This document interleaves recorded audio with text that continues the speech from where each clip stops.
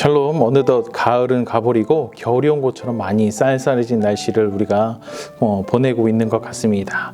이럴 때 감기에 잘 걸릴 수 있으니까 여러분 모두 몸을 따뜻하게 보호하셔서 몸이 상하지 않고 겨울을 잘 보내고 이겨나갈 수 있는, 또 코로나 확진자가 요즘 다시 많이 증가하고 있는 추세를 보이고 있는데요. 코로나에 또 걸리지 않도록 개인 위생도 철저히 하셔서 아프지 않고 이번 겨울을 잘 지내시고 보내시는 성도님들 되시기를 축복합니다. 오늘 우리가 함께 묵상하는 본문은 바벨론의 왕 느부갓네살이 꾸었던 꿈과 그 내용에 대한 해석을 다니엘이 말하는 내용, 그 내용을 우리가 묵상하게 됩니다. 다니엘은 느부갓네살 왕에게 해준 꿈에 대한 설명에 의하면 왕은 꿈속에서 큰 신상을 보았는데 그것은 크기가 엄청날 뿐만 아니라 거기서 나오는 광채도 굉장히 특별했었다라고, 그렇게 또 그 모습이 너무 무시무시한 모습이었을 것이다 라고 느부갓네살에게 말을 합니다. 그리고 나서 32절부터 다니엘은 그 무시무시한 모습의 큰 신상의 세부적인 모습을 묘사하는데요. 이 신상의 몸은 7부분으로 되어 있는데 각 부분이 각각 다른 재료로 이루어졌는데 모두 4가지의 재료로 이루어져 있음을 우리는 이 다니엘의 설명을 통해서 알 수 있습니다. 먼저 머리는 금으로, 그리고 가슴과 팔들은 은으로, 배와 넓적 다리는 노스로, 다리는 철로, 그리고 발은 철과 진흙으로 이렇게 섞여져서 만들어 있는 것을 우리가 볼 수 있습니다. 그리고 철과 진흙이 섞여 있었는데 이것은 아마도 진흙으로 만든 발 위에 철을 더 씌우지 않았을까라고 학자들은 그렇게 생각을 합니다.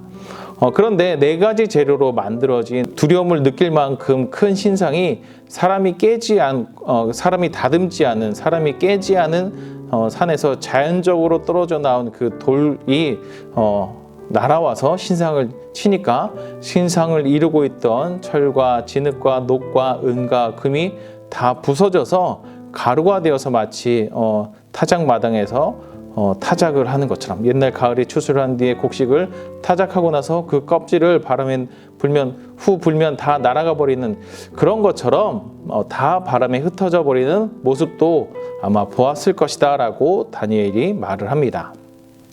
그런데 거대한 신상을 부순 돌이 태산을 이루고 그런데 온 땅을 가득 채우게 되는 그 모습도 아마 느부갓네살 왕이 보았을 것이다 라고 다니엘이 35절에서 말한 뒤에 36절부터는 그 꿈의 해석에 대해서 이제 말을 하기 시작합니다.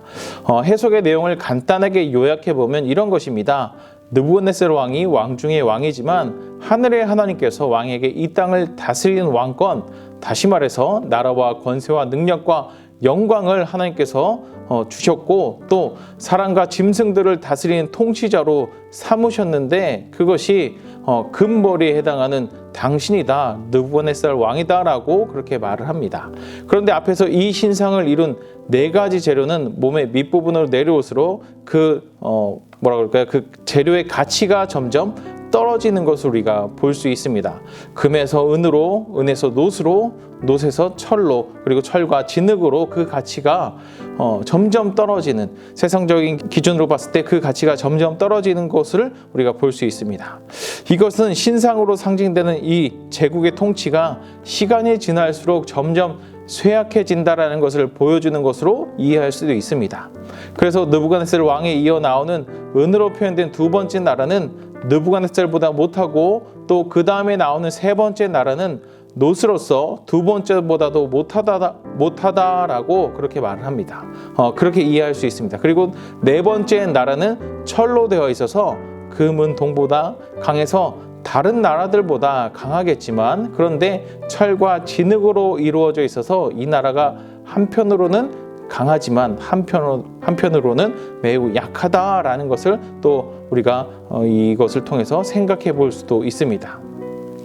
이런 4나라들이 세계사 속에서 나타날 것인데 그런데 이 4나라는 사람이 떠내지 않은 돌이 산에서 떨어져 나와서 철과 녹과 진흙과 은과 금으로 된 신상을 쳐부수는 것을 말하면서 이것이 상징하는 것은 쳐부순다는 것을 말하는데 이것이 상징하는 것은 하나님 나라가 그 앞에 있었던 모든 나라들을 단번에 멸망시키게 될 것임을 의미하는 것이고, 이것을 44절과 45절에서 다니엘이 느부갓네살에게 말한 뒤에 크신 하나님께서 왕에게 앞으로 될 일에 대해서 알게 하셨으니 그 꿈과 해석이 확실하다라고 말하면서 다니엘은 이 꿈에 대한 말을 마칩니다. 해석을 마칩니다.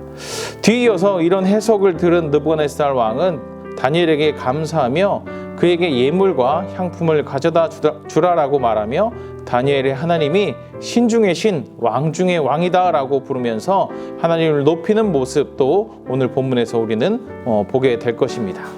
여러분들은 이런 내용들을 볼 때 어떤 생각이 드십니까? 순금으로 된 신상의 머리는 바빌론 제국을 말하고, 또 은으로 된 가슴과 팔은 페르시아 제국을, 그리고 동으로 된 배와 허벅지는 그리스 헬라 제국을, 또 마지막으로 쇠로 된 종아리는 무엇이든 깨트리고 부수는 나라로 여겨지는 그 로마 제국을 상징하는 것으로 많은 학자들은 생각을 합니다.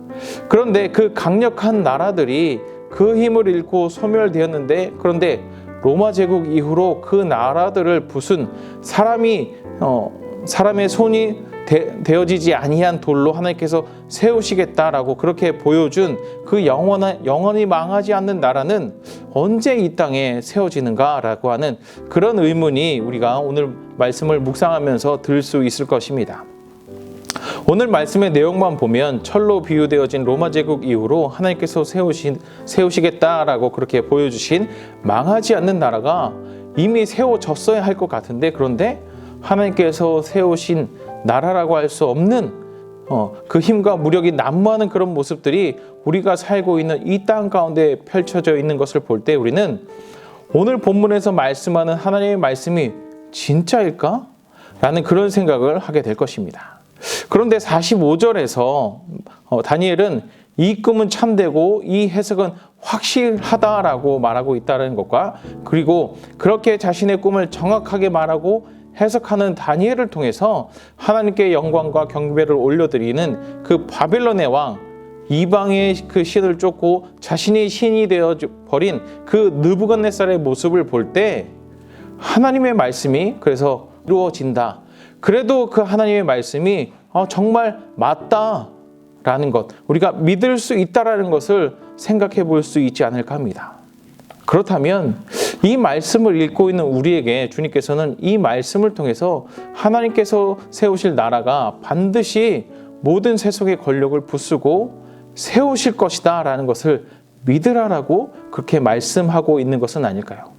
또 그 하나님께서 세우실 그 나라가 세상의 모든 권력을 부수고 세우실 것이다 라는 것을 기억하면서 그렇게 되는 이유는 하나님께서 주신 권세와 능력과 영광을 하나님의 뜻에 따라 사용하지 않고 선영하지 않고 인간의 욕망과 욕심을 위해 사용하기 때문에 그래서 어쩌면 여전히 하나님께서 세우시고자 하는 그 나라가 이루어지고 있지 않다라는 것을 우리에게 생각하도록 하시기 위해서 오늘 말씀을 우리에게 주신 것은 아닐까 싶기도 합니다. 이것을 뒤집어서 생각해 보면 하나님께서 세우시는 영원히 망하지 않는 나라는 하나님께서 주신 권세와 능력과 영광을 하나님의 뜻에 따라 사용하는 나라, 선용하는 사람들이 모인 나라라는 것을 우리가 알 수 있을 것입니다. 그리고 이것을 우리에게 적용해서 생각해 보면 하나님께서 우리에게 주신 물질, 지위, 권력, 건강을 나의 왕국을 세우기 위해 나의 유익과 만족만을 위해 사용하면, 그러면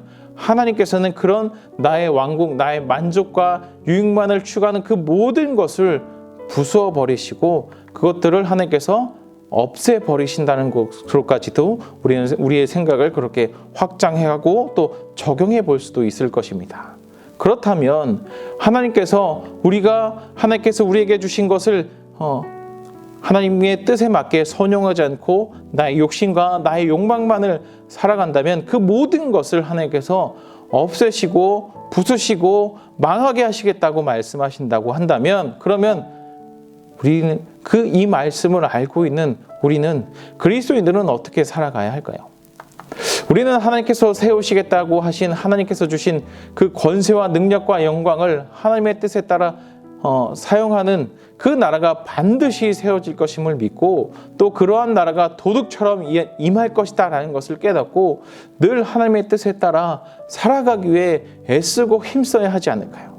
나에게 주신 것이 다 다른 누군가에 비해서 좀 별것 아닌 것처럼 보일지라도 그것을 하나님의 뜻에 따라서 우리 각자가 선용하며 살아갈 때 우리의 그 행함으로 하나님의 나라가 이 땅에 세워질 것이고, 그리고 도둑처럼 언제 세워질지 모를 하나님의 뜻에 반해서 세워진 이 세상의 모든 것들을 하나님께서 부수시고 멸하게 될 것이다 라고, 그래서 그렇게 멸하시고 하나님 나라를 세우실 것이다 라는 것을 우리가 대비하고 준비하는 삶을 우리는 살아가야 되는 것입니다.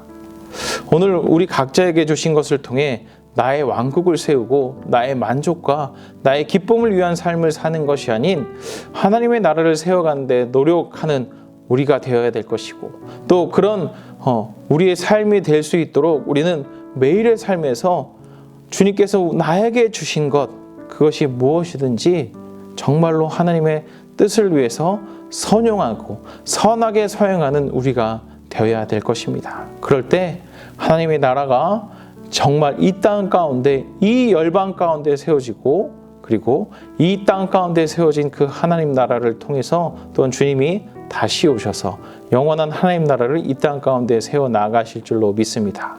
그러한 삶을 살아가시는, 그리고 그렇게 하나님께서 주신 그 우리에게 주신 모든 것을 선용하며 오늘 하루를 보내시고 주일을 보내시는 성도님들 되시기를 주님의 이름으로 축복합니다.